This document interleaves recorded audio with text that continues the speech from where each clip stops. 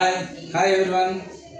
మీకు open plots మీద investment ఎక్కడ చేయాలో అర్థం కావట్లేదా? అయితే ఈ వీడియో మొత్తం చూడండి. మీకే ఓపెన్ ప్లాట్స్ మీద హైదరాబాద్లో ఎక్కడ ఇన్వెస్ట్ చేయాలి అనేటువంటి ఒక అవగాహన వస్తుంది. ఈ వీడియో మొత్తం చూడండి. ఈరోజు మనకి ఓపెన్ ప్లాట్స్ మనకు అందుబాటు ధరల్లో ఎక్కడ ఉన్నాయంటే ఖచ్చితంగా మనం చెప్పేది ఈస్ట్ హైదరాబాద్.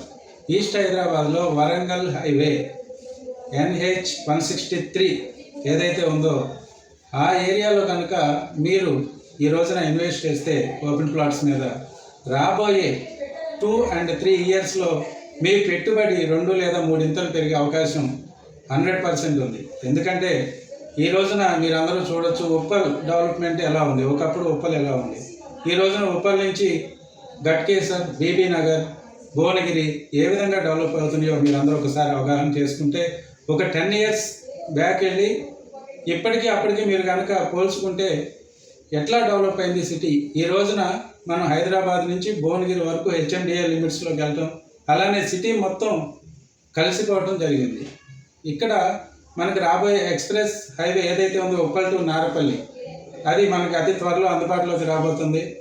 దాని తర్వాత నెక్స్ట్ వచ్చేసి గట్కేసర్ జంక్షన్ రెడీ అవుతుంది. అక్కడి నుంచి బీబీ నగర్ వరకు 6 లైన్ రోడ్ అవుతుంది. ఇవన్నీ డెవలప్మెంట్స్ చూసుకుంటే రాబోయే రోజుల్లో మనకి హైదరాబాద్ టు వరంగల్ ఒక గ్రోత్ కారిడార్ బ్రహ్మాండంగా డెవలప్ అవుతుందని మనం చెప్పొచ్చు.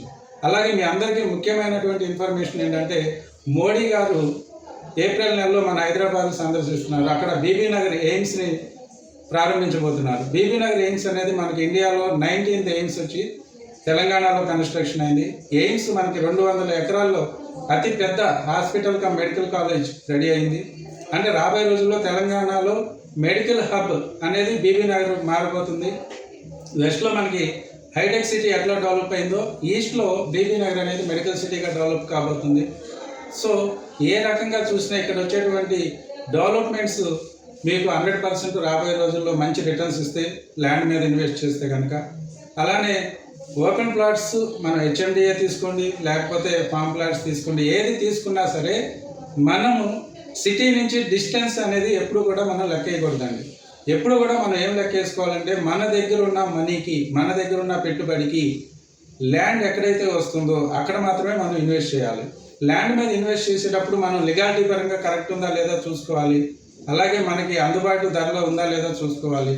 అంతేగాని దూరం అనేది మనం ఎప్పుడు కూడా లెక్కేసుకోకూడదు. డిస్టెన్స్ చూసి మనం ఇన్వెస్ట్మెంట్ చేయకూడదు. మన దగ్గర ఎంత ఉంది ఇన్వెస్ట్మెంట్, మనకి ల్యాండ్ ఎంత దూరం వెళ్తే మనకి ల్యాండ్ వస్తుంది అన్న చోట మనం ఇన్వెస్ట్ చేసుకుంటే కనుక ఖచ్చితంగా మనం లాభాన్ని పొందవచ్చు. సో ఈస్ట్ హైదరాబాద్ రాబోయే రోజుల్లో గొప్ప ఇండస్ట్రియల్ కారిడార్గా మారబోతుంది. యాదాద్రి వరకు ఆల్రెడీ డెవలప్ అయిపోయింది. యాదాద్రి టెంపుల్, అలాగే బస్వాపూర్ రిజర్వాయర్. ఈ రోజున మనం ఈ డెవలప్మెంట్స్ చూసుకుంటే హైదరాబాద్ టు వరంగల్ వరకు అంతా డెవలప్ అవుతుంది. అలాగే వరంగల్ మామూలు ఎయిర్పోర్ట్, ఇవన్నీ చూస్తుంటే మనకి ఏమర్థమవుతుందంటే రాబోయే రోజుల్లో హైదరాబాద్ కనుక హైదరాబాద్ కనుక ఇండియాకు సెకండ్ క్యాపిటల్ అయితే వరంగల్ అనేది తెలంగాణ క్యాపిటల్ అవుతుంది. అప్పుడు 2 రాజధానుల మధ్య ఉన్నటువంటి ల్యాండ్ ఏ విధంగా అభివృద్ధి అవుతుంది, ఏ విధంగా రేట్లు పెరుగుతాయి అనేది మీరు అర్థం చేసుకోవచ్చు. ఇక్కడ గత కొన్ని సంవత్సరాలుగా ఒక 3-4 ఇయర్స్ నుంచి ల్యాండ్స్లో ఎటువంటి రేట్లు పెరగలేదు. రియల్ ఎస్టేట్ అంతా కూడా స్తబ్దతగా నడుస్తుంది. ఇన్వెస్టర్లు అందరూ కూడా ఆలోచనలో పడ్డారు ఏ వైపు ఇన్వెస్ట్ చేయాలి అనేది. ఎక్కడైతే మనకి తక్కువ రేట్లో ల్యాండ్ వస్తుందో అక్కడ మాత్రం ఈరోజు ఇన్వెస్ట్ చేస్తే మనం మల్టిపుల్ రిటర్న్స్ అనేది తీసుకునే అవకాశం ఉంటుంది. సో కాబట్టి ఈ డెవలప్మెంట్స్ని వీటన్నిటిని సెంట్రల్ గవర్నమెంట్ మన తెలంగాణ ముఖ్యంగా హైదరాబాద్ మీద పెట్టినటువంటి ఫోకస్ని అర్థం చేసుకుని ఈరోజు ఎవరైతే ల్యాండ్ మీద ఇన్వెస్ట్ చేస్తారో వాళ్ళు రాబోయే రోజుల్లో కోటీశ్వరులు ఖచ్చితంగా అవుతారు. కాబట్టి ఒక్కసారి ఈ వీడియో చూసిన వాళ్ళందరూ కూడా మీరు ఆలోచించుకొని ఇన్వెస్ట్ చేయాల్సిందిగా కోరుతున్నా. Thank you.